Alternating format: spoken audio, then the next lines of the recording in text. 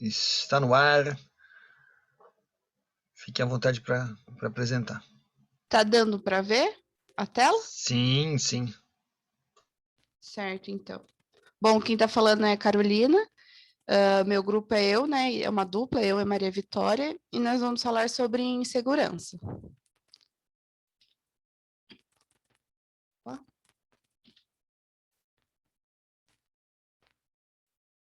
Bom, de início, o que é insegurança, né? A insegurança é aquela sensação de inferioridade que a pessoa tem em relação a ações ou acontecimentos da vida dela, e isso faz com que ela não se sinta boa o suficiente para ser amada, reconhecida ou aceita, ainda que a realidade mostre o oposto. E a insegurança está diretamente relacionada com a baixa autoestima, né? Porque uma pessoa com uma autoestima baixa, ela se sente incapaz de fazer as coisas, né? Se sente sempre vê o lado negativo das coisas. Aqui a gente tem uma citação da Clarice Lispector. Vou ler ela para vocês. Tenho um pouco de medo ainda de me entregar, pois o próximo instante é o desconhecido.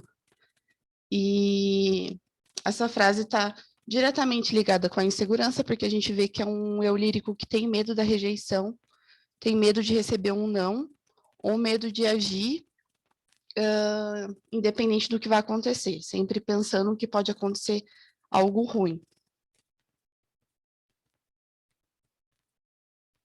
E a insegurança, ela está diretamente, né, relacionada com a confiança, porque uma pessoa confiante, ela tem o controle do estado emocional dela, né? Ela sempre procura ver o lado positivo das coisas, independente das coisas negativas que possam vir a acontecer. E já uma pessoa insegura, ela tem essa falta de confiança nela mesma e sempre enfatiza o lado negativo das coisas. É uma pessoa que reclama bastante, mesmo se ela está numa situação favorável, digamos assim. E é uma pessoa psicologicamente frágil. Às vezes, qualquer ação, qualquer frase, qualquer coisa que você fale para ela já vai afetar muito ela na parte mental. Bom, como age uma pessoa insegura, né? É uma pessoa que se auto-sabota, sei lá, pensando numa situação de uma entrevista de emprego, onde você tem que se apresentar, né, para o gestor, e a pessoa que está insegura, por exemplo, com aquela vaga, acha que aquela vaga não é para ela, ou que ela não tem capacidade de passar nesse processo seletivo, ela já vai ficar pensando que vai receber um não no final do processo, e nisso ela já vai ficar nervosa e não vai conseguir se apresentar do jeito que ela poderia se apresentar, certo? Né? Me perdi nas palavras, desculpa. Ela vai ficar nervosa, não vai conseguir se apresentar, às vezes ela até tem o perfil da vaga, tem requisitos suficientes para passar naquele processo, mas o fato de ficar nervosa na hora de se apresentar não vai contribuir para que ela passe na vaga. É um exemplo, tá, gente? E é uma pessoa que tem sempre medo da rejeição, então isso linka também com a questão de relacionamento. É uma pessoa que não aceita ser rejeitada, ela acha que sempre ela é a pessoa ruim da situação, sei lá, considerando que você está numa amizade, e acabou a amizade, por exemplo, e ela vai se sentir culpada por aquilo, vai achar que ela fez alguma coisa de errado, sendo que a outra pessoa também pode ter feito algo de errado. E aqui a gente tem algumas práticas que revelam insegurança. Excesso de ciúmes em relacionamento é um sinal de insegurança, né? E isso também linka com a dependência emocional, o fato de você estar num relacionamento e colocar a pessoa no pedestal, sempre depender da pessoa para fazer escolhas, sempre fazer planos com essa pessoa, não fazer planos individuais. E isso é um sinal de baixa autoconfiança, porque eu acho que é importante a gente saber ser sozinho, saber lidar com as coisas sozinho, porque dificilmente sempre você vai ter alguém com você. Então, uma pessoa insegura é uma pessoa muito vulnerável. Agora é com a Maria Vitória. Boa noite, pessoal. Pode passar, Carol. Bom, é importante a gente ressaltar que traumas da infância, segundo estudiosos, podem gerar um adulto inseguro. Isso porque um comportamento ansioso, ele pode estar ligado a propensões genéticas, contexto familiar e a história de vida. A segurança emocional, ela é construída desde o nascimento e em todo o processo de desenvolvimento de uma pessoa, sendo então afetada diretamente pelas experiências, pelas crenças, influência dos pais ou dos cuidadores. Experiências que foram traumáticas podem resultar no aprendizado disfuncional, que resulta na insegurança emocional. Como exemplo, destacamos o abandono parental, onde ser abandonado, rejeitado, não ter apoio ou não receber um simples gesto de carinho de um pai ou de uma mãe pode causar danos em crianças, jovens e até mesmo em adultos. De acordo com os estudiosos da área, tal atitude afeta de modo negativo em qualquer idade do filho, no qual se cria um bloqueio emocional que pode desencadear o isolamento, o sentimento de culpa, a depressão, a insegurança e entre outros. Além disso, a gente destacou também a violência física e psicológica e o bullying. Em resumo a isso, a insegurança, ela nos envolve em um estado emocional frágil, onde a gente pode sentir diversas emoções. Sendo assim, a pessoa que sofre, ela não acredita que ela é merecedora de ser feliz e poderosa o suficiente para conquistar seus sonhos, como a Carol mesmo falou no começo, porque ela está sempre esperando pelo pior e tende a acreditar e criar situações que bloqueiam a sua felicidade e a busca de prazer pelas coisas. Pode passar, Carol, por favor.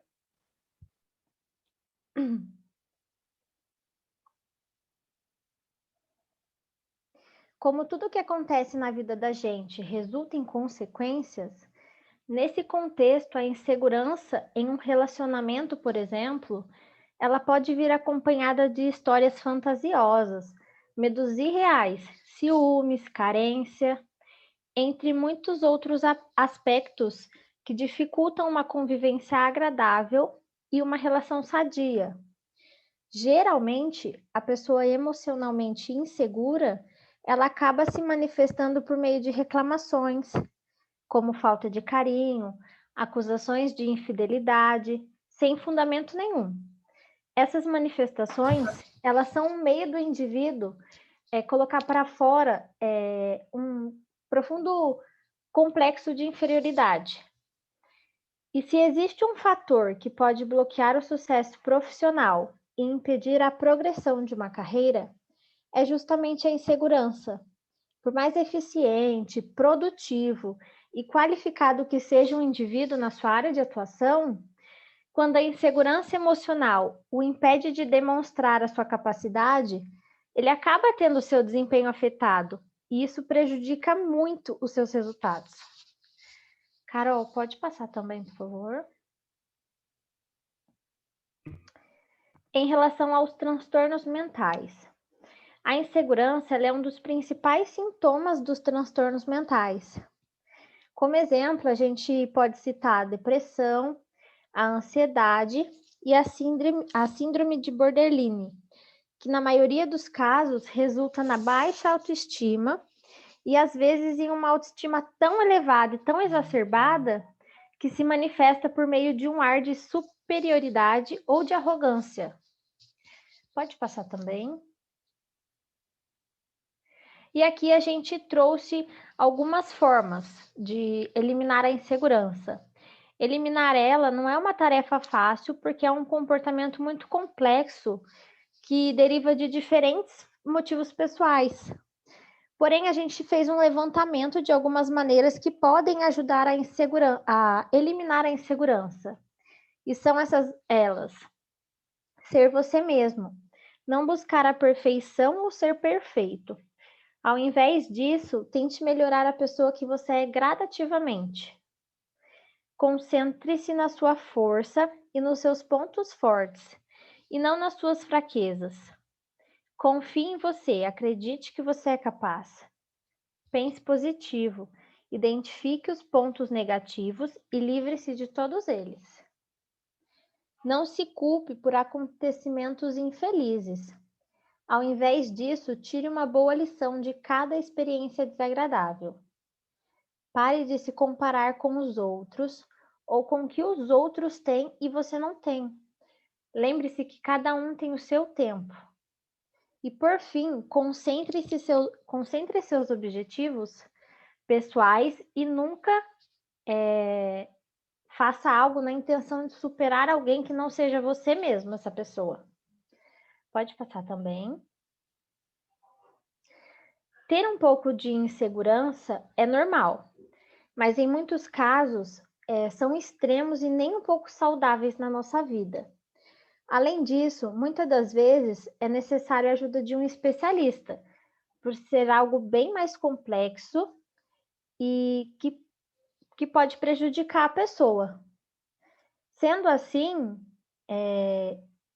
a insegurança ela se mostra com pensamentos sabotadores que surgem como vozes na mente das pessoas, dizendo que a pessoa não é capaz de fazer isso ou aquilo, que sua ideia não funcionará, que a sua aparência é feia, que ela não é inteligente o suficiente, entre muitos outros pensamentos que despertam a ansiedade, a baixa confiança e a tristeza, a ponto de poder desencadear uma depressão. Por isso, ao perceber que está fugindo do seu controle, é muito importante procurar a ajuda de um psicólogo o mais rápido possível, para obter mais chance de sucesso no tratamento das emoções e conseguir vencer todos os problemas que estão relacionados a esse mal. Então, aqui a gente tem como forma de tratamento tanto a terapia quanto alguns medicamentos. Pode passar também, por favor. E aqui estão as bibliografias de onde a gente tirou todos esses levantamentos. E é isso, muito obrigada. Muito bem. Então, deixa eu ver. Eu queria saber se alguém do público aí, se algum colega de vocês quer comentar sobre esse tema, enfim, colocar alguma pergunta, alguma observação. Fiquem à vontade, gente. Que a interação é rica.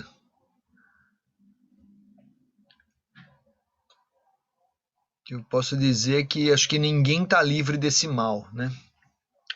Inclusive pessoas que às vezes posam muito de, assim, que é bom nisso, bom naquilo, tal, posa de seguro, mas no fundo, às vezes essas pessoas escondem uma insegurança, né? No meu caso, eu nem escondo, eu sou uma pessoa insegura mesmo. Fico naquela, será que deu certo, né? Às vezes termina a aula, eu fico, pô, mas será que consegui envolver a plateia, né? Será que o pessoal curtiu? Será que... Então, é louco, né? E por conta dessas coisas, é muito bom quando alguém escreve essas mensagens do chat mesmo, às vezes. Isso para mim tem uma relevância grande, então eu procuro responder também, porque eu sei que pode ser assim para vocês, né? A gente pode ajudar, né? Nessa questão da insegurança dos outros também. A insegurança ela sempre existe, professor. O que a vida ensina a gente é não deixar a insegurança tomar conta das nossas ações, né? Acho que é bem por aí mesmo, né? Perfeito. Uma coisa que a gente esqueceu de colocar lá no caso, no slide que a Maria falou sobre tratar a insegurança, que o falar não ajuda bastante, né? Nessa questão da insegurança. Então, uma coisa que a psicóloga me falou, e é verdade, se saber falar não quando você não quer fazer as coisas, isso é uma coisa que você já está se impondo em relação a uma situação.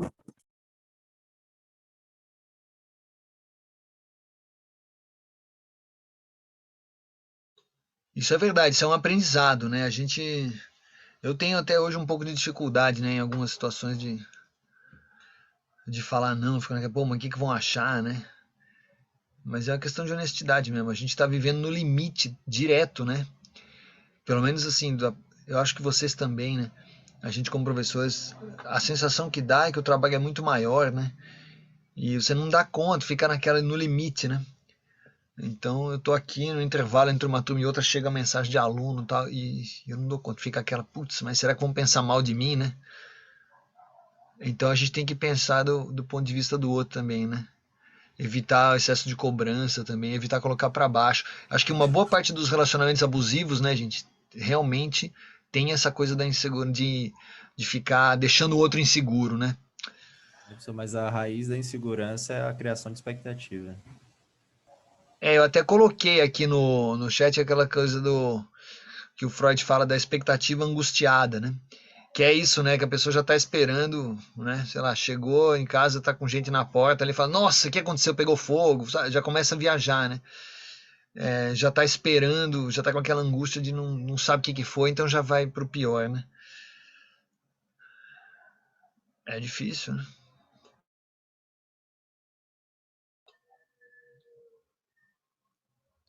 E aí tem o sábio zen, né? Quem nunca espera nada, nunca se decepciona, mas é fácil falar, né? É complicado no dia a dia, né? Seja bem-vinda de volta, viu, Paula? Ai, obrigada, professor. Bom, vamos falar sobre saúde mental em tempos contemporâneos, nos tempos contemporâneos. Bom, posso começar? Sim? Boa noite, professor. Boa noite, sala. Meu nome é Lucas Guilherme. Eu vou dar uma introdução breve sobre saúde mental e, com o decorrer da apresentação, os outros integrantes vão desenvolvendo também o assunto. A saúde mental, ela está... Bem, antes de começar a desenvolver, queria deixar uma pergunta aqui para vocês. Estão todos bem de saúde mental, será? Vamos lá. A saúde mental, ela está no como nos comportamos após algumas situações que a vida nos propõe, exigências e limitações, como a saúde mental, mostramos elas a partir das emoções de alguns momentos. Vamos supor, quem aqui nunca se sentiu incapaz alguma vez, se autocobra, com as emoções após esses momentos, as consequências após esses momentos, é um sinal da nossa saúde mental. Ela está, como diz aí na apresentação, ela está ligada à forma como o ser humano lida com as emoções e situações da vida no geral.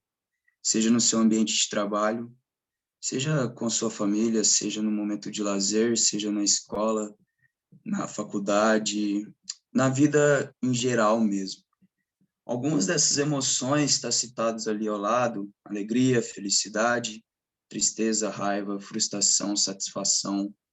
Essas emoções são sinais de como está a sua saúde mental em relação às situações. É um importante fator que possibilita o ajuste necessário para lidar com as emoções, sejam elas positivas ou negativas. Tem também um investimento em estratégias que prezam pelo equilíbrio das funções mentais. É essencial para um convívio social mais saudável. Pode passar.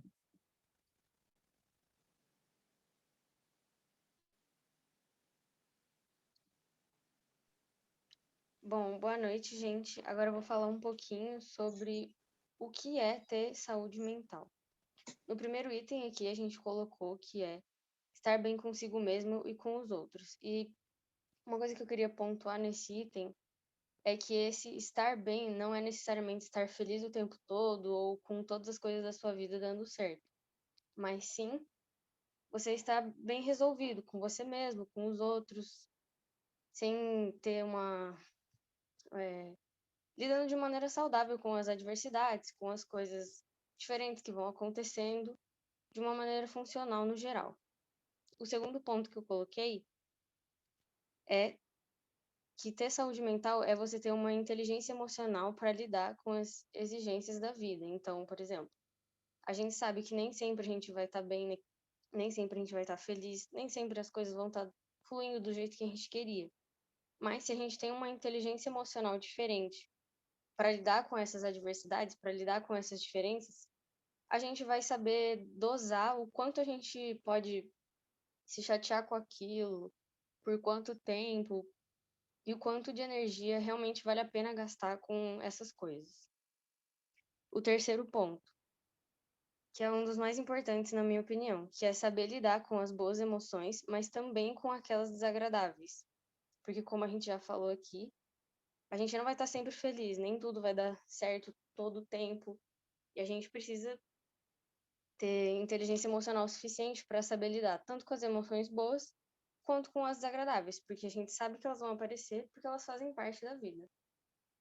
E por último, que é um item super importante também, que faz total diferença em diversos aspectos da nossa vida, que é a gente reconhecer os nossos limites, para saber até onde a gente aguenta, até onde a gente pode ir dentro de um relacionamento, dentro de uma situação, se aquilo está sendo importante para a gente, se está fazendo sentido para a gente. Porque a partir do momento que algo se torna pesado para você, desgastante, significa que talvez você esteja indo além do seu limite. Então, isso não está sendo saudável para você. Isso, com certeza, vai ter consequências que não vão ajudar na manutenção da sua saúde mental. E também buscar ajuda quando necessário. Então, quando a gente percebe que, por exemplo, a tristeza ou um sentimento ruim está tomando muito mais tempo do que o normal durante a nossa semana, por exemplo, uma situação que aconteceu na segunda, está derrubando a nossa semana até a sexta, muito provavelmente isso não está sendo uma maneira funcional de lidar com um problema. Então, nesses casos, é importante a gente parar para pensar e refletir se é necessário buscar uma ajuda profissional para lidar com com esses sentimentos diferentes que estão aparecendo, esses desânimos repentinos, e isso vai da avaliação de cada um. Pode passar para o próximo.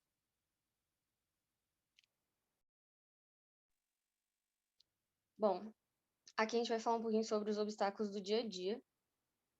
No primeiro item está escrito: com certeza podemos dizer que nenhum ser humano escapa das dificuldades do cotidiano.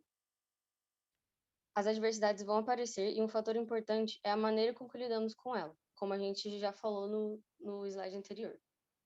A nossa capacidade de lidar de maneira funcional com as dificuldades e conflitos diários dizem muito sobre o nosso estado de saúde mental.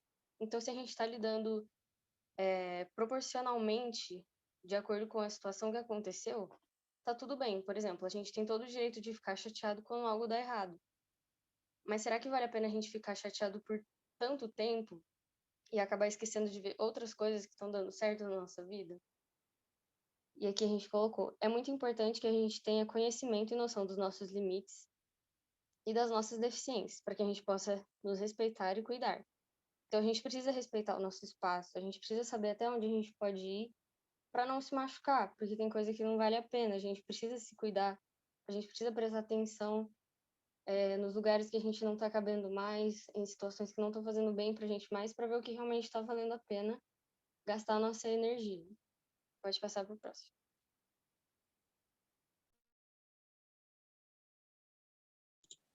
Bom, agora eu vou comentar um pouco da saúde mental, pode trazer alguns problemas no nosso ambiente de trabalho, né? No ambiente de trabalho, somos submetidos a algumas situações de pressão. Às vezes precisamos ter tomadas de decisões, até com outras pessoas. Precisamos realizar um trabalho, seja às vezes com um pouco mais, num espaço menor de tempo, até às vezes com um espaço de tempo maior. Somos avaliados o tempo todo, toda hora, observado o tempo todo, toda hora. Isso pode acarretar com uma saúde mental não muito boa, pode acarretar em problemas como insuficiência no trabalho mesmo, você não conseguir dar o melhor de si, não conseguir prestar atenção, você conseguir realizar a operação de modo errado, pode acarretar num acidente, num interrompimento de produção, coisas do tipo. E quando o trabalho te faz mal, sua saúde mental também é prejudicada. E aí, no slide, temos alguns sinais, como já havia comentado no primeiro slide, volto a frisar aqui, são mudanças de humor, o pessimismo, a baixa autoestima, dores de cabeça, dores no corpo, problemas digestivos, cansaço físico e mental, isolamento, irritabilidade, dificuldade de concentração, lapsos de memória, ansiedade, depressão. E isso pode prejudicar no seu convívio com o seu time, com o seu colega, com o seu companheiro de trabalho e pode acarretar em problemas maiores ainda. Você pode trazer um problema do seu serviço para a sua casa ou vice-versa. Pode passar.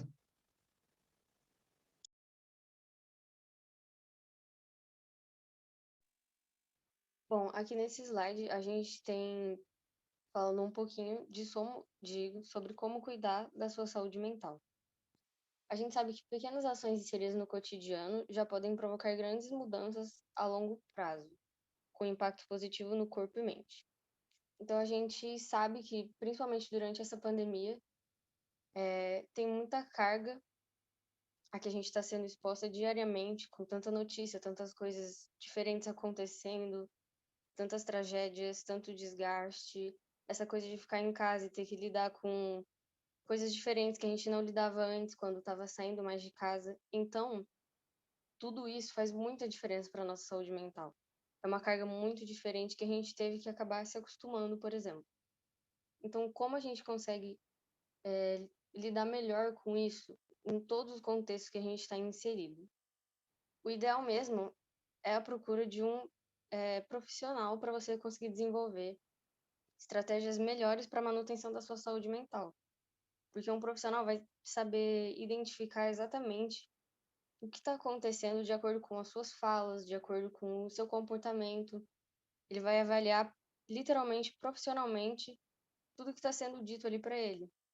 E vocês dois vão juntos numa caminhada, correr atrás do que você está sentindo falta, do que é importante para você, que você está achando que você já não está conseguindo lidar melhor e que poderia ser melhor. Mas, além disso, além da ajuda profissional, que seria o ideal, há algumas dicas que a gente pode adicionar e colocar em prática na nossa rotina para dar uma amenizada. Então, fazer a nossa parte com o que a gente pode, que vai ser falado nos próximos slides. Pode passar, por favor.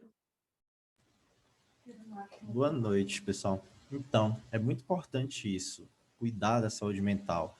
Não é só quando você está passando por uma dificuldade, quando acontece alguma coisa que você percebe ali que a sua saúde mental não está boa, que você vai se preocupar com isso. É um cuidado diário, é um cuidado de rotina. É sempre bom você estar perceptivo a essas coisas. É mais fácil a gente perceber com o nosso corpo. Cuidar do nosso corpo, por mais que muitas pessoas achem difícil, é mais fácil porque é perceptível, né? Você sente, você tá contato. E a saúde mental é para ser a mesma coisa, a gente tem que enfatizar ela do mesmo jeito. Então, vou falar um pouco sobre como cuidar da saúde mental em questão de rotina, assim, questão de coisas simples que a gente pode colocar no nosso dia a dia para a gente estar sempre em contato com esse cuidado, não ter esse cuidado, né? O mais importante, o primeiro de tudo, é conhecer a si mesmo, né? O autoconhecimento ele pode promover objetivos da vida mais definidos. Conhecimento sobre a distinção do que é necessário, importante e o que é mais gostoso e preferido. Aquilo que a gente sempre fala, né? Saber quais são as suas prioridades, saber o que é realmente importante para você. Se é realmente importante você ter uma carreira de trabalho bem definida ou você ter paz no final do dia, esse tipo de coisa. Você ter o autoconhecimento, né? Se conhecer, pensar sobre o que te faz bem, o que é bom para você. Pode passar para o próximo, por favor? 2. Mantenha uma rotina. Estabelecer horários para realizar atividades que promovam o bem-estar pessoal é imprescindível, ou seja, sempre reserve um tempo para você, seja da maneira que você conseguir encaixar. Porque muitas vezes acreditamos que temos pouco tempo para fazer, todo mundo acha que a gente não tem tempo para nada, né? Mas sempre sobra um pouquinho de tempo, assim, a gente tem que dar um jeito de reservar um tempo para a gente sair dessa pressão do dia a dia. A gente tem que fazer o que a gente gosta, isso é um pouco das horas trabalhadas, das exigências sociais, que isso causa estresse, isso pressiona a nossa mente. No entanto, a gente tem que delimitar horários específicos para podermos nos concentrar em nós mesmos e realizar o que é necessário, em que podemos promover melhor o bem-estar. Questão de prioridade, a gente sempre tem que deixar pelo menos um tempinho ali para a gente descansar e sair um pouco dessa rotina. Próximo, por favor. Dormir melhor. Sono é imprescindível. O sono é aquilo que mantém a gente ativo para a gente conseguir fazer o que a gente precisa fazer. A gente precisa descansar. A gente não consegue, com o corpo debilitado, fazer as nossas atividades dia a dia. Então, é sempre bom a gente ter uma boa higiene, um bom sonho, uma boa higiene do sono para promover, dentro do possível, uma qualidade melhor do sono. Dormir é um processo biológico necessário para a manutenção da nossa saúde física e mental. E o quarto, o mais, que não consigo nem falar sem ser óbvio, né, que é realizar exercícios físicos. É a lei zero de todo o processo de recuperação de saúde mental. Fazer exercícios físicos. Pode parecer besteira, mas exercício físico é uma boa alimentação e tem tudo para ver com a sensação de bem-estar. Essas atividades têm a função de liberar hormônios extremamente importantes para o bem-estar físico e psicológico. Tem muitos estudos sobre isso, de como os exercícios ajudam na saúde mental. E questão física, não é só questão de saúde mental, é questão hormonal. Libera, fazer exercício e sentir bem e botar o corpo para funcionar, libera substâncias do nosso corpo que ajudam a diminuir níveis de estresse e situações complicadas de pressão na nossa vida. E 5, você acha que não tem tempo para fazer academia? Já pensei em fazer uma atividade que é diferente da academia? Algum tipo? Todo mundo se desculpa, mas não tenho tempo de sair de casa, de fazer... Você pode fazer exercício em casa, tipo, não fazer exercício nunca é uma desculpa válida para você. Então, sempre tem uma opção. Tem vários tipos de exercício que você pode fazer em casa, ou pelo menos arrumar um tempinho, uma coisa diferente. Tem sempre, por exemplo, um ritmo, pilates, uma yoga, musculação funcional, uma natação, até mesmo aula de dança. Tirar um tempo para você no seu horário de almoço pode te revigorar.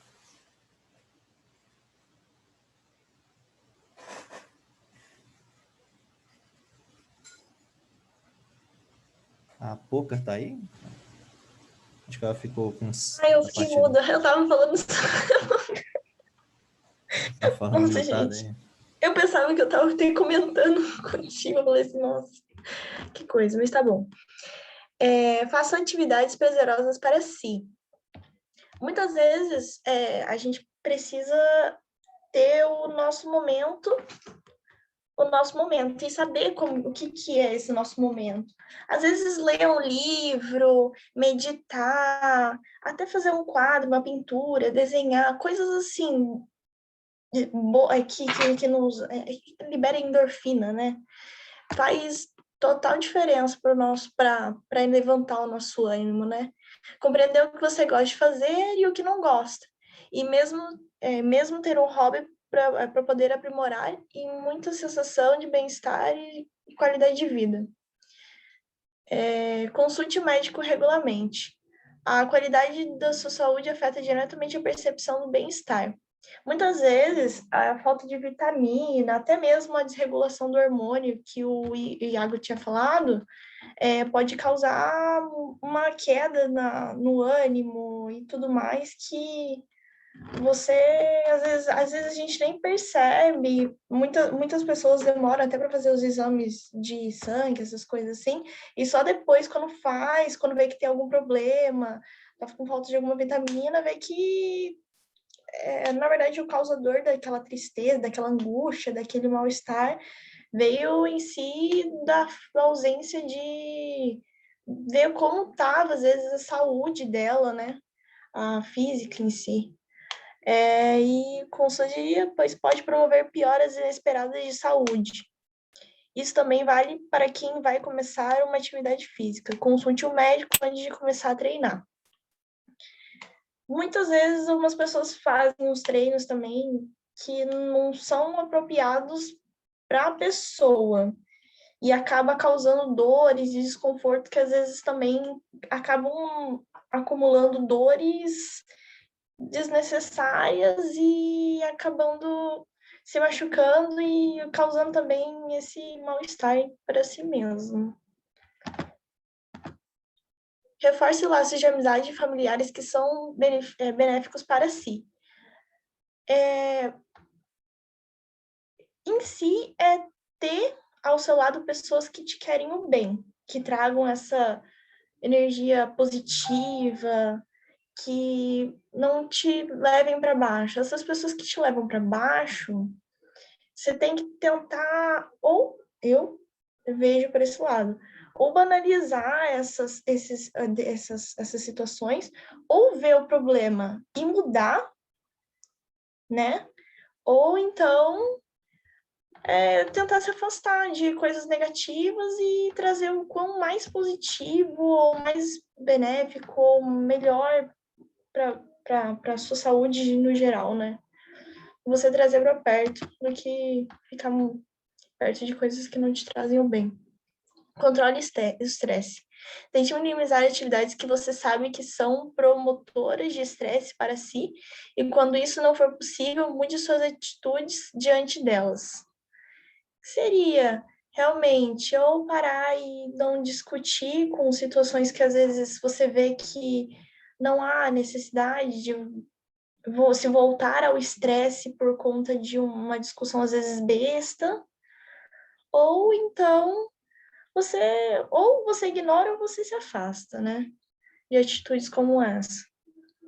Estresse sempre ocorrerá e, acredite ou não, é algo positivo para o nosso organismo, sendo capaz de produzir hormônios positivos de ansiedade. No entanto, quando crônicos, ou seja, quando frequentes e trazendo sensações desagradáveis para si, pode promover efeitos negativos no nosso físico e emocional, como as meninas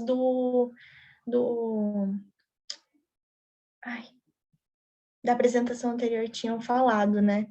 Dos efeitos negativos sobre o físico e o emocional. Gente, Permita-se deixa eu relaxar. só Pode comentar falar. aqui.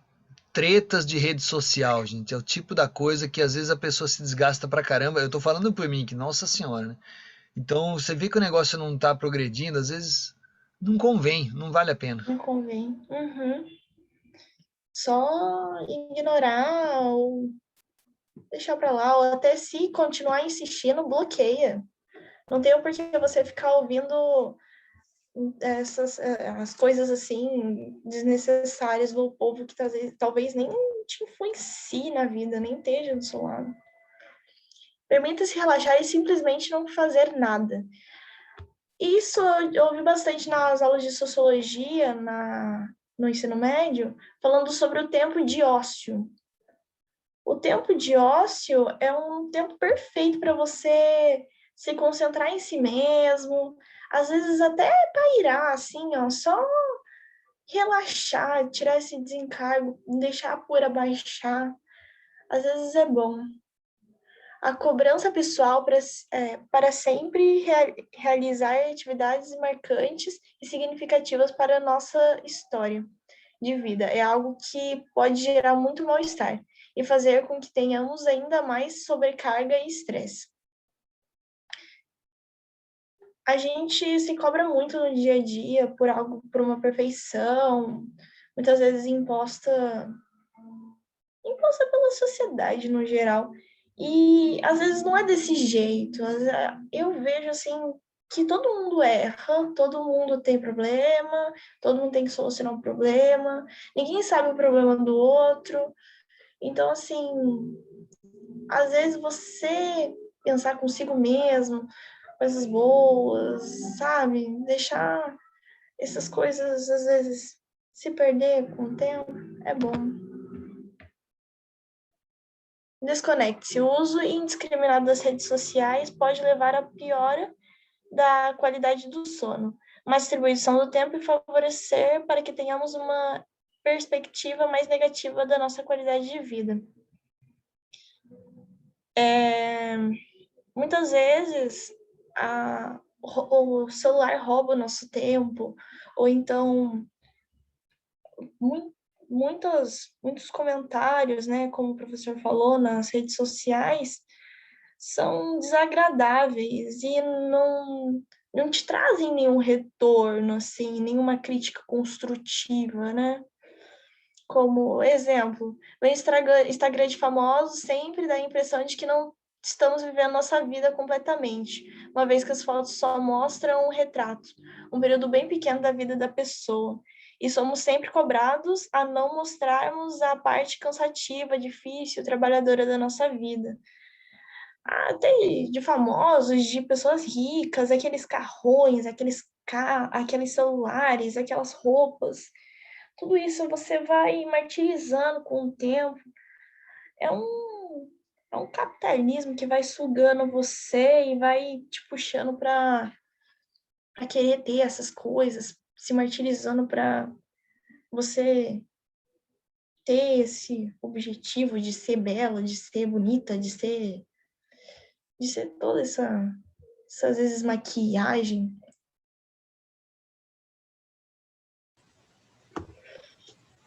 Melhor desconectar, relaxar, ficar numa redezinha, ouvir, eu prestar atenção nos pequenos detalhes da vida, que são tão bonitos, gente. Tão bonito tomar um cafezinho da tarde, às vezes com a vizinha, ficar ouvindo a sua mãe falando sobre a vida, seu pai falando sobre a vida, conversar mesmo com o povo ao seu redor.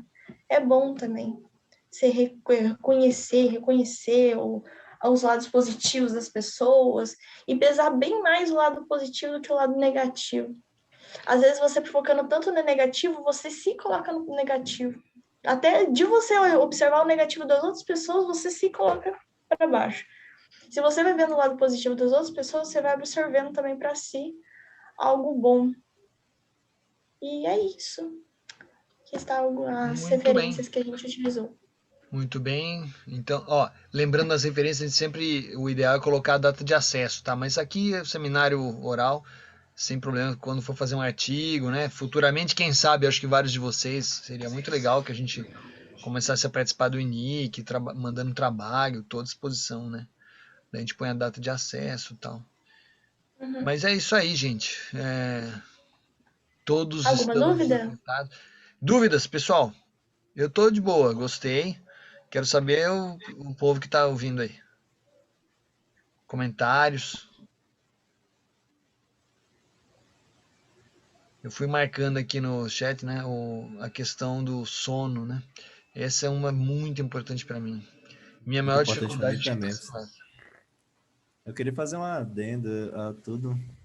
Muitas vezes a gente tem que se preocupar muito com a saúde mental quando ela está desandando, né? Mas depois que você percebe que ela desandou, que é mais complicado, que é realmente recomendado você procurar um especialista. Eu sei porque aconteceu comigo, eu cheguei numa situação de cumprir expectativa, de crise de ansiedade, com um monte de coisa.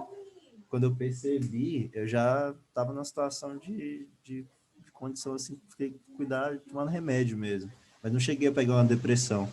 Mas o que mais me ajudou é você entender, você realmente aprender e colocar na sua mente que o seu problema é nada, comparado ao mundo, a tudo que a gente tem na vida, assim, é nada, é simplesmente uma fase que vai passar se você continuar agindo como você realmente deveria achar. Pode começar? Sim, fique à vontade. Boa noite, o nosso grupo vai falar do meio ambiente, da parte do desmatamento, e o grupo é formado por mim, Júlia, pelo Leonardo e pelo Lucas. O que é? O desmatamento ele também é chamado de desflorestação ou desfloramento, e é retirada total ou parcial das árvores, florestas e demais vegetações de uma determinada região. Ele é um dos mais graves problemas ambientais da atualidade, pois compromete o equilíbrio do planeta em seus diversos elementos. Cerca de 1,6 bilhão de pessoas ganham a vida em alguma atividade ligada às florestas, e cerca de 60 milhões de indígenas em todo o mundo dependem das florestas para o seu sustento, além de ser o habitat de muitas espécies de animais e plantas. Então, o desmatamento ele afeta o ecossistema, a economia e a sociedade. Existem diversas causas, mas apenas a atividade humana consegue ser responsável por tanta devastação, e geralmente o motivo é ganhos econômicos. Algumas das causas são a expansão agropecuária, que é a abertura de áreas para agricultura, pastoreiro ou áreas rurais, em busca da valorização financeira, a atividade mineradora, onde as áreas são devastadas para instalação de equipamentos e atividade de exploração, de ouro, prata, alumínio, entre outros. o aumento da exploração dos recursos naturais devido à procura por matéria-prima, intensa urbanização, e há também o aumento das queimadas, que podem ser acidentais ou intencionais e até mesmo naturais. O desmatamento ele gera consequências negativas também sobre a água e o solo.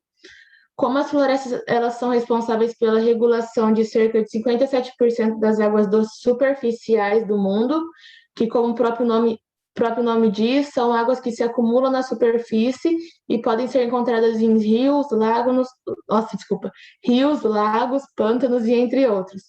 Enfim, essa água ela contribui fornecendo umidade para o ambiente, então, logo com o desmatamento, a falta dessa água implica na alteração do equilíbrio climático de muitas regiões, na intensificação do efeito estufa, já que há aumento da emissão de gases na atmosfera, e as florestas, elas também melhoram a drenagem dos terrenos. Então, a sua ausência intensifica os deslizamentos de terra em áreas de grande inclinação, acentua as inundações, a desertificação e entre outros. Boa noite, professor. Eu vou falar referente ao Cerrado, que é o segundo maior bioma da América do Sul e também o segundo maior bioma do Brasil. Ele tem uma área de cerca de 200 milhões de quilômetros quadrados.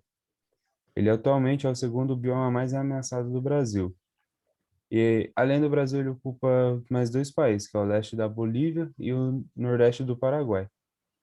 Ele abriga cerca de 11.627 espécies de plantas nativas, e apenas 4.400 espécies dessas plantas só se encontram nesse tipo de bioma, no caso no Cerrado.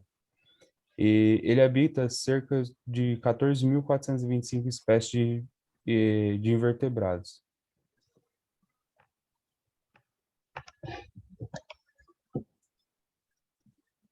Bom, referente aos tipos de vegetação, o Cerrado ele é composto por 11 tipos, os quais são divididos por dois estratos, o lenhoso e o herbáceo. O lenhoso ele é composto por árvores que têm raízes de cerca de 5 até mais de 15 metros de profundidade.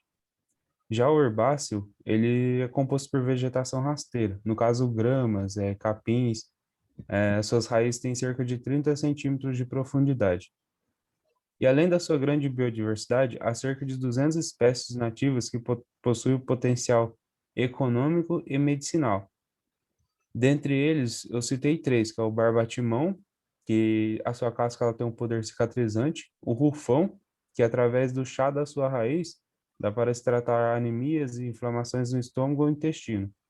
E também o chá da folha do pacari, que pode ser usado em tratamento de úlceras e gastrite. Bom, a devastação do Cerrado já é uma realidade nos dias de hoje. Em cerca de 5 décadas, reduziu-se 59% do seu tamanho original, segundo o Ministério do Meio Ambiente. O extrativismo e a expansão agrícola são as atividades que mais comprometem a conservação desse bioma. Além disso, também a pecuária, pois ela é responsável por causar grande impacto, pois geralmente os fazendeiros, o pessoal que mexe com esses tipos de atividades, eles tendem a desmatar a vegetação nativa para se adaptar ao solo à vegetação necessária para a atividade pecuária ou até mesmo agrícola. Bom, como o Cerrado abrange uma grande área da bacia hidrográfica, ao utilizar agrotóxico na terra, além de degradar a natureza e contaminar o solo, proporciona também assoreamento das áreas da bacia e podem provocar contaminação das águas por causa do uso do agrotóxico na produção agrícola. Com o uso da terra para a pecuária e a atividade agrícola, espécies de plantas e animais podem perder seu habitat natural e até mesmo vir a entrar em extinção.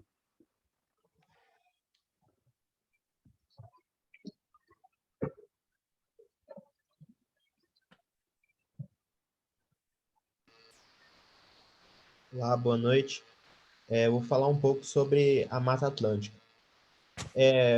Tem muita gente, a gente fica falando muito sobre a Amazônia, mas a Mata Atlântica está bem pertinho aqui da gente, estado de São Paulo, então vamos falar um pouquinho dela. Hoje em dia, a Mata Atlântica tem apenas 12,4% da mata original dela. Então, ela foi muito ameaçada ao longo dos anos, né? Recentemente saiu uma pesquisa pela SOS Mata Atlântica que 30% teve um aumento de 30% em desmatamento da Mata Atlântica nos últimos anos. E até hoje, desde quando começou, as pesquisas começaram em 80, na década de 80, e até hoje apenas Rio Grande do Norte e Alagoas conseguiram se destacar e zerar o desmatamento, né? Hoje em dia, o estado que mais desmata a Mata Atlântica é Minas Gerais. Como a gente pode ver, Brumadinho ou Mariana é um bom exemplo desse desastre que o próprio ser humano comete contra o meio ambiente, principalmente com a Mata Atlântica. A Mata Atlântica hoje se eu não me engano, é a mata brasileira que mais foi desmatada durante os últimos anos. Sim, é isso mesmo. Então, assim, é um descaso total.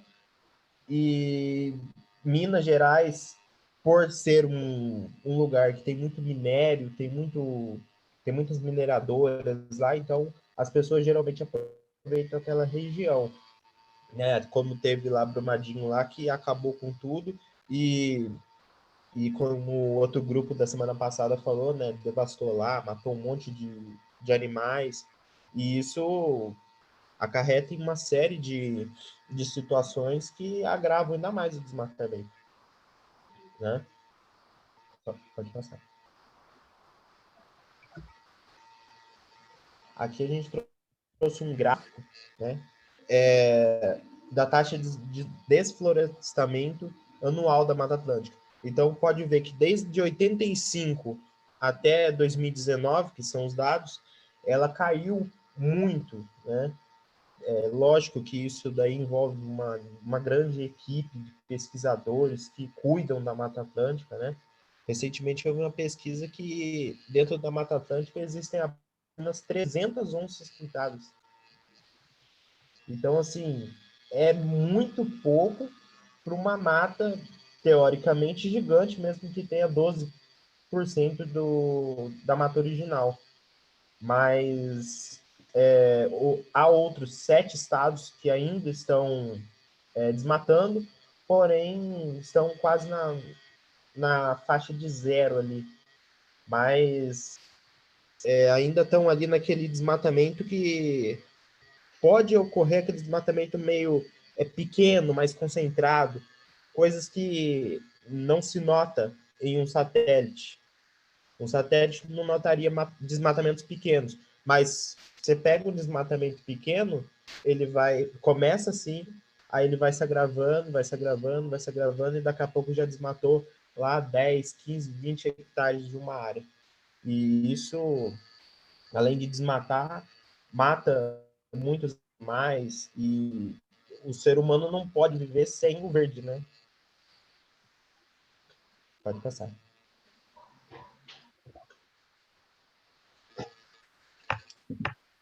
A gente trouxe umas soluções, né, ambientais, e as soluções ambientais que a gente trouxe, a gente fala muito da implementação de novas políticas públicas que a gente mesmo cobra do governo, tanto na Amazônia, quanto na Mata Atlântica, como no Cerrado. Mas, às vezes, a gente mesmo pode contribuir de outras maneiras, né? Uma coisa que hoje em dia está sendo muito se falado, principalmente nos últimos dias, é da sigla ESG. Não sei se alguém já ouviu, que é Ambiental, Social e Governança. Que muitas empresas hoje em dia estão focando nesse lado ambiental, nesse lado de proteção ambiental, que é a questão agora da compra consciente. Você pode ver muitas empresas de camisetas que estão fazendo... Eu vi uma empresa de camiseta americana. Eles fazem, ao invés de usar tinta industrial, eles usam a tinta das próprias plantas que eles adquirem, que eles cultivam, eles pegam aquele pigmento e colocam na roupa. É uma forma deles não poluírem, né? Uma forma consciente de se fazer. E fora que eles reciclam as próprias roupas para fazerem mais. E hoje em dia existem diversas empresas que fazem coisas parecidas. E uma coisa interessante é a gente, como ser humano, a gente, como consumidor, fazer essa compra consciente. Nem sempre é fácil você fazer uma compra consciente, você nunca vai. Mas se você olhar bem, analisar bem, pesquisar bem, você consegue fazer aí uma ajuda, uma boa causa. Pode passar.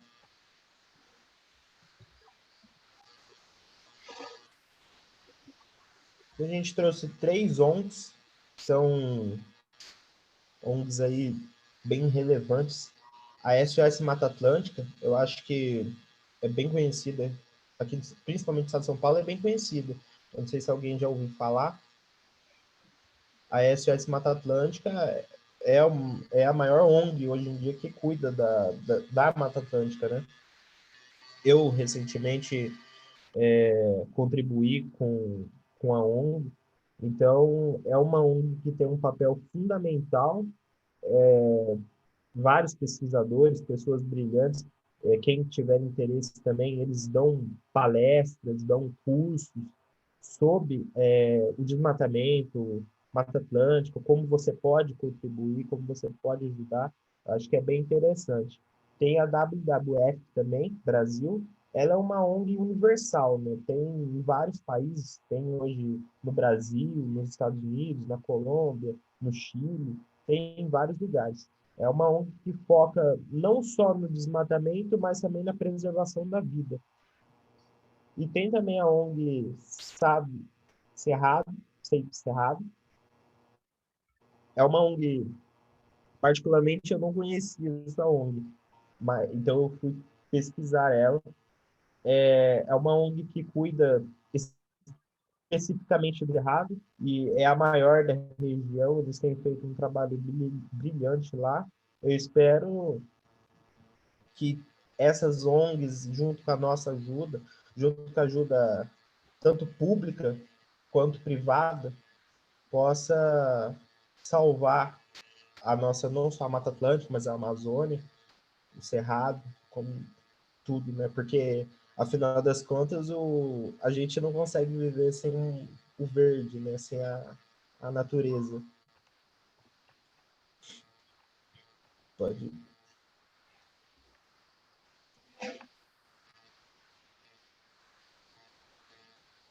Em nome do grupo, gostaria de agradecer a atenção de todos e em seguida deixaremos as nossas referências. Obrigado, boa noite. Muito bem. Olha aí, gente, referência completinha, com data de acesso, beleza, nome do site e tal. Ótimo. Gente, é isso aí, né? É um tema super importante. A gente está ouvindo falar, o mundo inteiro fala da questão ambiental e assim, vendo o Brasil com preocupação, né? Uma coisa que eu queria fazer um comentário é que naquele gráfico da Mata Atlântica, né, dos valores anuais, né, que vocês colocaram, muito bom, isso pode dar uma impressão errada para as pessoas, às vezes achar, mas está pouquinho, não é. A questão é que é a mata que foi mais desmatada, então tem pouco para preservar, sobrou pouco. Então isso aqui é um efeito que não significa que está tudo bem, é ao contrário disso, na verdade, né? Ainda com essa, vamos dizer, esse remanescente que a gente chama, né? Ainda assim está acontecendo esse efeito, esse problema do desmatamento, e aqui a gente vê 2019 um pequeno aumento, 2020 acho que aumentou um pouquinho mais ainda. Então é bem preocupante, né? É bem preocupante, porque para desmatar é rápido, né? Mas pois para tentar recuperar é bem difícil. Aberto para o público. Comentários? Ô, professor. Oi. Inclusive, rolando o trabalho aí, eu lembrei de um post que eu vi no Instagram, de um casal, assim, eles em 2001, parece, em 1999, não lembro. Eles compraram tipo um sítio assim e plantaram 200 mil mudas de árvore. Hoje virou tipo uma floresta. Isso é muito interessante. Tem um amigo meu que criou uma ONG, né? A Rambugil. É o Germano, que inclusive trabalhou aqui no CTA por bastante tempo. Ele está aposentado agora. E ele focou totalmente, está casado com uma ambientalista também, e eles são, de repente são eles até, eles estão trabalhando assim, eles compraram um sítio e tal, foram ampliando, e estão realmente fazendo assim, ecoturismo, né, estão um pouco nessa pegada, recebendo Então, moçada, assim, para dar umas dicas e tal. Instituto Rambugil, é muito legal o trabalho, viu? eu Pessoal da estou Ambiental, pesquisando aqui, são 2 milhões de árvores na realidade. olha E, aí, e tem cerca de 500 espécies de animais vivendo lá já. bem interessante. Tem o Sebastião Salgado também tem uma iniciativa parecida. Muito bom, Não né? precisa ir muito longe, que na própria Univap, para quem não conhece, tem o corredor ecológico.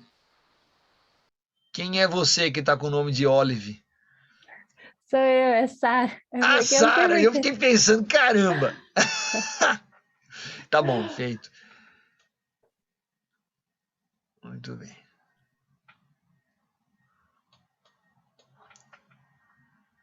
Quando quiserem, tá?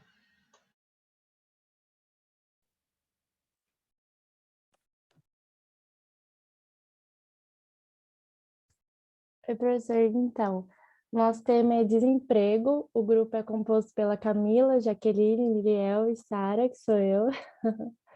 Pode passar. Primeiro, a gente vai começar com a introdução. O desemprego, infelizmente, é algo muito comum hoje em dia. Com a crise e outros fatores, ele vem aumentando cada vez mais, o que prejudica familiares, empresas e o país. Principalmente como a gente está vivendo, né, a pandemia, que muitos até comerciantes fecharam, muitas indústrias demitiram várias pessoas, então o momento também que a gente está vivendo é difícil, e por isso mesmo que vai aumentando cada vez mais e vai prejudicando, né, muitas empresas e até o nosso país. O desemprego, ele também é a falta de emprego em situação que parcela da força de trabalho, ele não consegue obter ocupação. Podemos definir também o desemprego como sendo algo que atinge grande parte da população em idade ativa, chamada de população economicamente ativa. Ao não conseguir empregos formais, passar a viver em informalidade e em subempregos. Subempregos seriam as pessoas também que não têm estudo, ou até mesmo pessoas que realmente não conseguem emprego, e aí acaba tendo que se virar, trabalhar de diarista, ou até mesmo catador de lixo. Então, assim, a gente passa numa situação difícil e, em todos os casos, as pessoas passam a integrar a população economicamente inativa. Pode passar.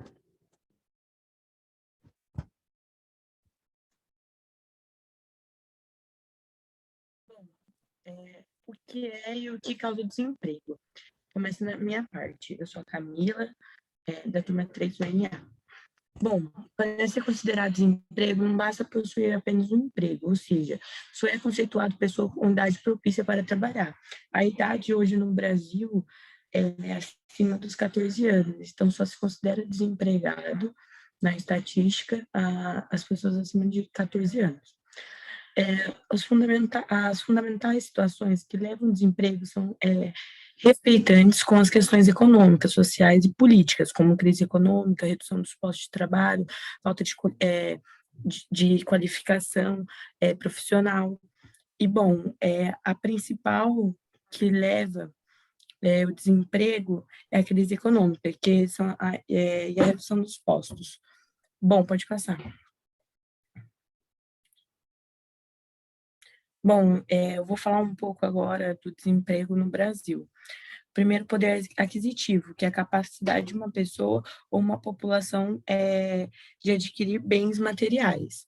Já o 2 é a substituição de mão de obra por máquinas, né? Na atualidade, hoje, cada vez mais a gente vê as máquinas tomando o lugar das pessoas de emprego. E já o 3 é a baixa capacitação, que a gente vê que as pessoas elas não se qualificam à altura para exercer algumas funções. Pode passar. Eu gostaria de falar também que no Brasil ele chegou a bater 14,4 milhões, ou seja, o maior número dos últimos tempos de desemprego, tá? Agora eu vou falar do desemprego no mundo. Bom, as crises internacionais levam um grande desemprego no mundo, o crescimento do trabalho informal, a falta de qualificação, assim como no Brasil, aumento da mão de obra e o cenário político instável. Bom, no mundo, quem lidera o ranking de desemprego é a África do Sul, tá? Desde 2019, ela vem liderando. E já o nosso Brasil, ele está em terceiro lugar no ranking, tá? Hoje em dia. Bom, no mundo, a crise internacional, ela geralmente vem acarretada de consultas empresariais, que são relacionadas com políticas, ou um acontecimento histórico que também vem acompanhado. Bom, já no 2, geralmente esse crescimento de trabalhos informais, eles vêm em ambulantes, em vendedores, impostos, autônomos também são considerados, motorista de aplicativo, como Uber, 99. No caso 3, a falta de qualificação, já disse.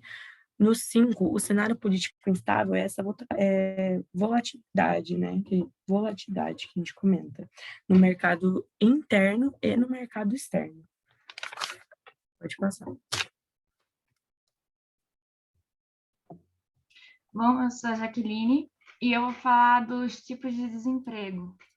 A gente tem 3 tipos: o desemprego estrutural, o conjuntural, o friccional e o sazonal.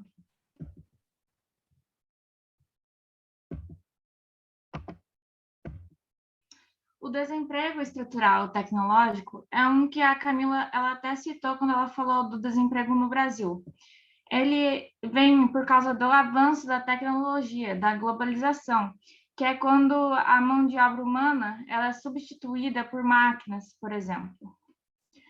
E por esse tipo de desemprego ser parte de um processo maior e progressivo, ele acaba não sendo muito reversível. E as consequências no Brasil são as mudanças nas leis trabalhistas. Aqui a gente tem uma chargezinha, né? Que tem um homem com uma placa falando perdi meu emprego para um robô, e o robô com uma placa falando fui trocado por modelo com alguns megabytes a mais, que explica realmente isso, que sempre vai melhorar as coisas no caso da tecnologia, então sempre uns vão ser deixados para trás. E aqui tem o pensamento de José Bose, eu não sei como que fala direito o nome, mas ele fala o seguinte, que a tecnologia é um trabalho que, na maioria das vezes, gera desemprego. Falando agora, então, do desemprego conjuntural. Ele é a baixa na taxa de desemprego por recessões, crises e econômicas. E assim, como crises econômicas são cíclicas, elas sempre acabam, esse desemprego ele também pode ser chamado de cíclico. E acredito que todos os outros desempregos que eu vou falar, eles são reversíveis, menos esse primeiro que eu falei do tecnológico. Falando agora do desemprego friccional. Ele é um desemprego temporário, que é quando, por exemplo, uma pessoa está trocando de trabalho ou aguardando por uma oferta melhor. E por isso, muitas vezes, ele também é chamado de desemprego saudável. O desemprego sazonal, como o próprio nome já diz, ele é em função da sazonalidade. Então, ele impacta em determinados tipos de atividades econômicas, como, por exemplo, na agricultura e no turismo. Que vamos pensar na agricultura, quando tem tipos de verduras, de frutas, de alimentos assim que eles só são gerados em determinadas épocas do ano. Ou então no turismo, pensando, por exemplo, agora no inverno, para onde o povo vai mais? Vai mais para Campos do Jordão, então as praias elas ficam vazias. Então, outro exemplo, os comércios varejistas, eles sempre tendem a lucrar muito mais no final do ano, por causa das comemorações natalinas ou do Réveillon. Outro exemplo dessa questão de temporadas, as sorveterias. Ninguém vai agora, nessa época de inverno, comprar sorvete, certo?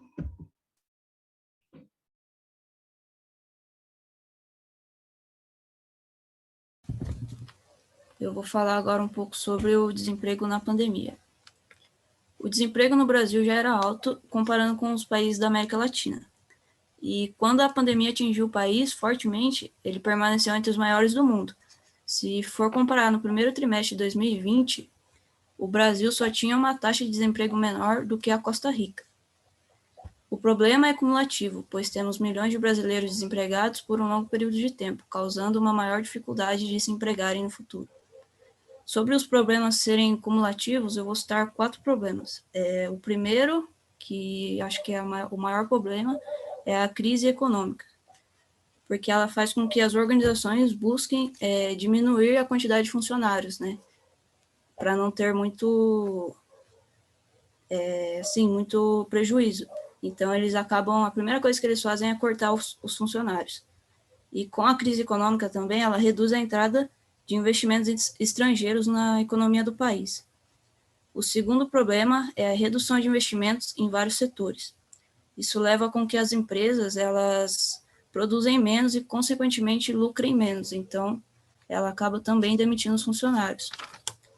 O terceiro problema é a substituição de mão de obra por máquinas, que já foi citado também, que essa condição ela diminui diversas vagas nas empresas. Por exemplo, várias empresas, vários bancos agora realizam transações bancárias online. Então, dessa forma, muito provavelmente, a quantidade de atendentes em guichês dos bancos já tenha diminuído.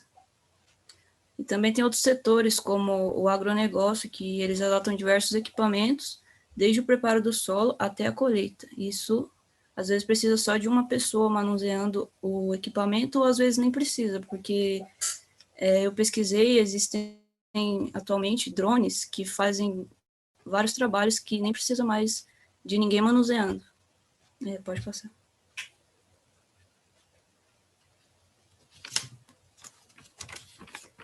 Agora eu vou citar alguns dados. Desemprego atinge recorde de 14,3 milhões de pessoas. Bom, segundo o Instituto Brasileiro de Geografia e Estatística, o IBGE, a taxa média de desemprego no país em 2020 foi de 13,5% a maior desde 2012. De acordo com a Pesquisa Nacional por Amostra de Domicílios Contínua, o PNAD, o desemprego ficou em 14,2% no trimestre encerrado em janeiro. E ela foi a maior taxa já registrada para o período, atingindo um número de 14,3 milhões de brasileiros desempregados. De acordo com o IBGE, o Brasil reúne atualmente um total de 5,9 milhões de desalentados, que são pessoas que estão aptas para trabalhar, mas elas desistiram de procurar vaga temporariamente. E o IBGE só classifica como desocupado o trabalhador que está em busca de uma vaga. Há ainda outras 73,4 milhões de pessoas que não estavam trabalhando e nem procurando emprego. De modo que, na real, gente, o número seria até maior, né? Se a gente, é uma Sim. questão do critério, né?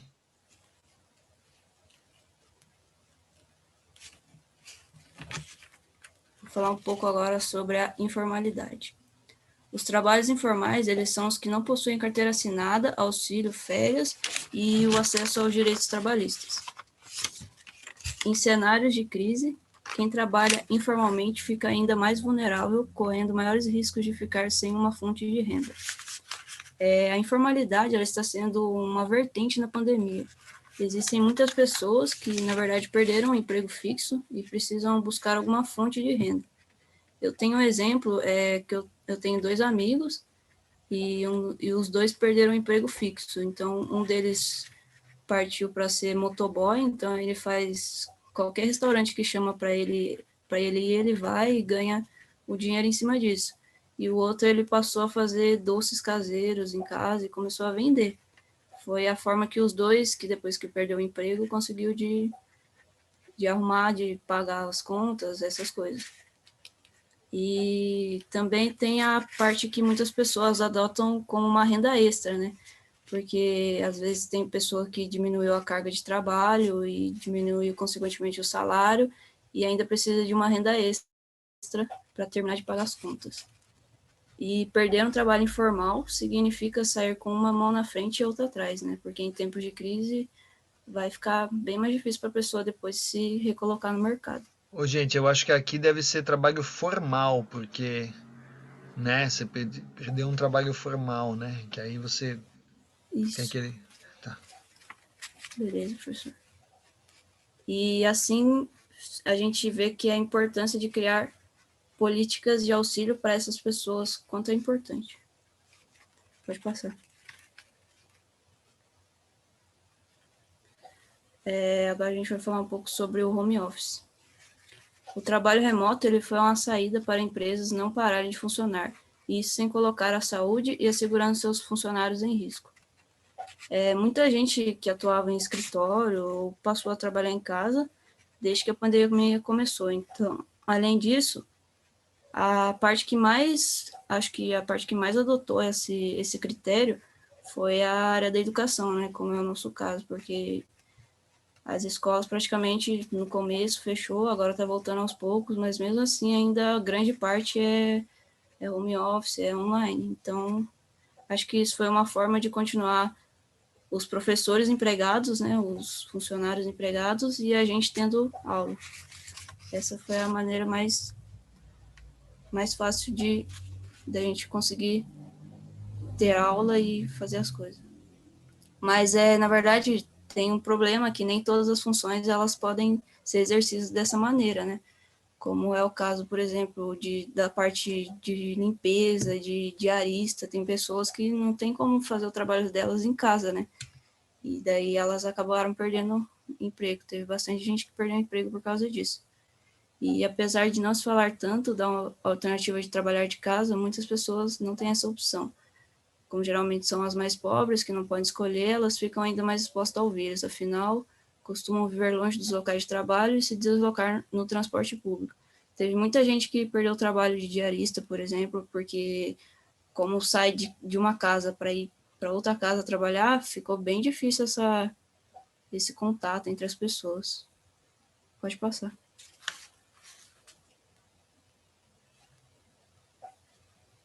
Eu trouxe duas frases, uma da Hannah Arendt e uma do Friedrich Hegel. E depois eu coloquei um pouquinho em cima das falas. Bom, segundo a escritora Hannah, o mal pode se apresentar-se como algo banal. Essa perspectiva ela pode ser associada à tentativa irresponsável de pessoas que disseminam a ideia de que o coronavírus é algo normal e que deve ser aceito e relevado no cotidiano, pois uma crise econômica seria mais cruel do que o próprio vírus. Então, tem muita gente que leva esse mal do coronavírus como algo banal. Tem gente que acha que, às vezes, a economia teria que ser superior ao ser humano e acho que isso não é uma coisa legal, né? E agora do Friedrich Hegel. De acordo com o filósofo... É Hegel, tá? Hegel.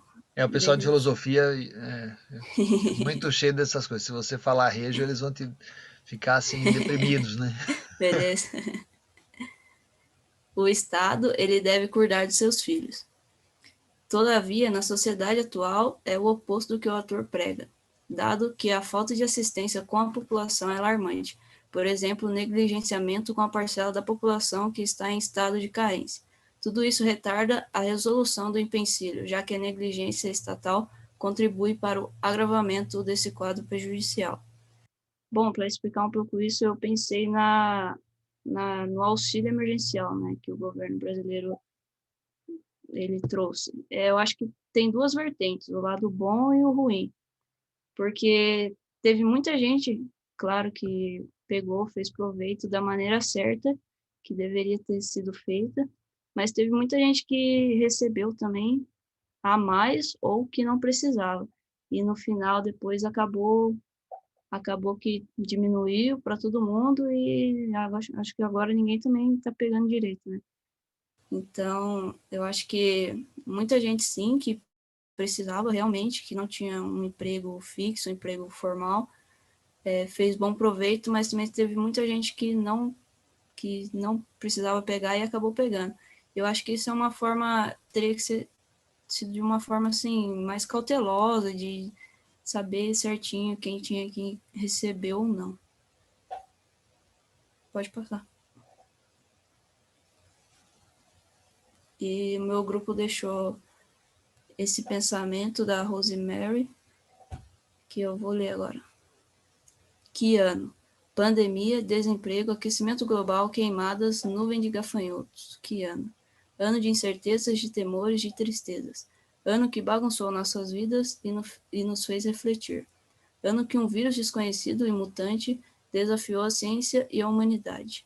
Ano que uma nuvem de gafanhotos assustou. Pode passar. E agora são as referências.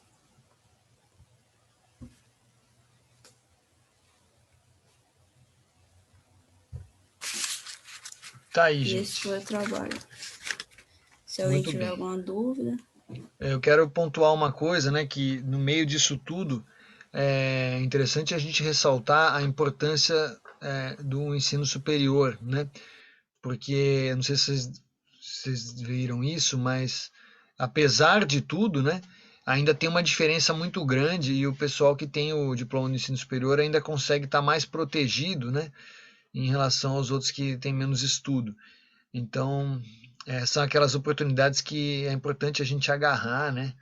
A gente está aqui se desdobrando para poder, enfim, trazer algo de bom para vocês, né? Esse diferencial. E aí alguém já falou também, outros grupos já devem ter comentado, não sei se foi na turma de vocês, mas também assim, cursos extras que vocês fazem, também tudo isso colabora, tudo isso é interessante, né? Eu estou, por exemplo, finalizando o meu segundo curso livre lá na USP, estou fazendo agora um módulo de psicanálise lá que está muito interessante, né? E a gente vai agregando, é uma dica assim boa, né? Porque hoje em dia também assim, o cara que tem houve um tempo que se falava muito da especialização. Não, o cara tem que ser super especializado. Hoje em dia, na verdade, existem várias empresas que valorizam aquela inteligência múltipla, né? O cara que ele consegue interagir em diferentes áreas, assim, isso é algo importante, né? Então, queria ressaltar isso. E abrir para o público, né? Se alguém quiser comentar, falar sobre. O momento está muito difícil, gente, mas a gente espera, né? Vamos trabalhar coletivamente, para que até a formatura de vocês a gente esteja pegando um momento bem melhor, né? E aí que vocês saiam bem, né?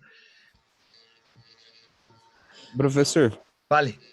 será que, tipo, não, não sei se é certa essa pergunta, mas será que esse momento da alta do desemprego e tudo mais, pandemia, será que aconteceu de criar oportunidades para pequenas empresas, tipo, para se aproveitar da mão de obra? Não sei se eu fui claro na pergunta, mas tipo, Eu você trabalha muito, ganha pouco, né, e não tem os benefícios que deveria ter segundo a CLT, entendeu? Sim, o que eu acho é que talvez seja até o contrário disso. Eu acho que empresas maiores acabam tendo condição de administrar melhor essa situação, né? Existem alguns casos em que empresas grandes estão conseguindo sobreviver com muito menos problemas do que pequenas empresas, né? Que às vezes não tem como bancar tanto tempo no vermelho. Por exemplo, um pequeno restaurante é um drama eles ficarem fechados meses, né? Quando você tem uma cadeia, às vezes a coisa, mesmo em termos de globalização, tem isso, né? Tem países que já estão com um comércio quase totalmente normalizado, as pessoas andam de máscara, mas as coisas já estão mais normais. A gente está atrasado nisso, né? Então, o local, por isso que a gente até fala, né, gente? Por várias questões, o comércio local, a gente precisa apoiar, precisando sair, né? É melhor você se deslocar menos, né? E ao mesmo tempo você dá uma força para quem está ali mais próximo, é mais seguro para você e também é um apoio econômico, né? Mas de fato algumas empresas conseguem administrar melhor essa crise, até porque, gente, crise econômica parte integrante do capitalismo, vocês sabem disso, né? Isso é uma coisa, vamos dizer, prevista praticamente. Não a pandemia, claro, né? Mas essa dinâmica de lidar com períodos de crescimento, períodos de recessão, isso é uma coisa que as grandes empresas administram isso faz algum tempo, né? Para quem está abrindo. Agora, eu acho que se tudo correr bem, a gente vai ter, respondendo, né, a pergunta, a gente vai ter, talvez daqui a alguns meses, um momento que eu acho que imagino que possa ser bem propício, porque vai ter uma retomada, né? Então, quem conseguir embarcar nessa onda da retomada, assim, consciente, claro, né? E der os bons exemplos, tomar os devidos cuidados e tal, eu acho que pode, eu estou otimista nesse ponto. Acho que temos que pensar assim, né? Beleza? Professor, uma causa também que com desemprego vem com a fome, né? Porque quanto mais pessoas desempregadas, mais famílias sem uma renda e, consequentemente, acabam até passando fome. Eu vi a pesquisa lá que a cada 2 famílias, uma passava fome. 50% passava fome. E você pode ver que dessas famílias que estão passando fome, geralmente a família está sem a renda. Sim, sim. E até uma coisa que eu fico preocupado também é a questão da vacinação, porque existe um critério que é muito respeitável, correto, eu entendo que é a questão da idade, mas o problema é que a vacinação ainda está um pouco lenta, né, para o que a gente precisa. E enquanto muitos de nós ainda têm a condição de ficar mais em casa, mas imagine as pessoas que já estão em situação de rua. Então essas pessoas estão tremendamente expostas e desassistidas. Esse é um momento em que aquela coisa da desigualdade social aparece mais ainda, né? Eu não estou dizendo assim, todo mundo está sofrendo, mas aqueles desassistidos são mais expostos ainda, né?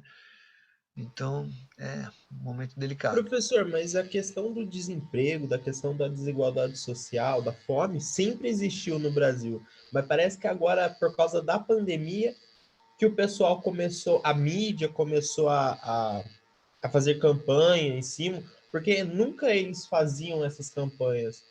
Nunca eles faziam essas campanhas. Então, eles esperaram praticamente a pandemia vir para abrir os olhos para o que já estava acontecendo. Olha, eu vou fazer um comentário. Eu achei interessante sua observação. Eu acho é uma coisa bem difícil isso, mas eu vou te dizer que como eu sou um pouquinho mais velho, né? Eu presenciei algo no Brasil que é bem complicado. No meados dos anos 80, houve, de repente, nunca é de repente, né?